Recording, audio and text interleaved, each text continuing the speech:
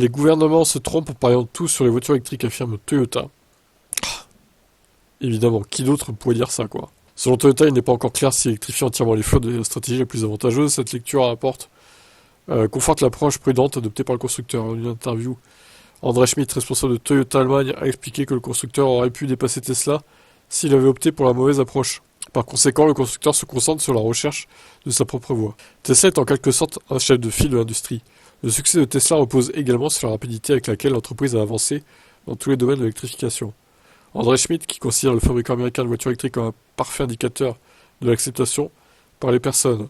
Cependant, le cadre dirigeant soutient que l'objectif est de fournir en plus grand nombre possible de conducteurs des alternatives qui contribuent à réduire les émissions de dioxyde de carbone le plus rapidement possible. Selon lui, pour Toyota, cette approche sera plus efficace que de fournir à certains clients des véhicules purs électriques très chers. De son point de vue, les politiciens sont en retard s'ils veulent résoudre ce grand problème avec une seule technologie.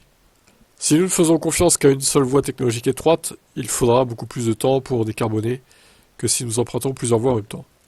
Ok, après c'est des smartphones, on s'en fout. Alors ouais, j'aime bien l'arrogance de dire que si on avait voulu, on aurait pu dépasser largement Tesla, avec les moyens qu'on a. C'est facile de dire ça des années plus tard, hein, du coup. Non, la vérité c'est que vous êtes concentré sur vos hybrides, là, comme d'habitude. Vous avez essayé de développer l'hydrogène également, mais l'hydrogène, c'est de la merde.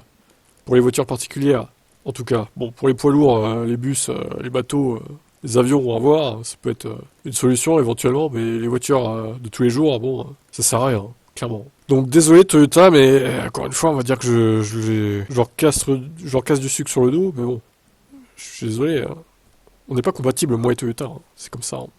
Allez, ciao.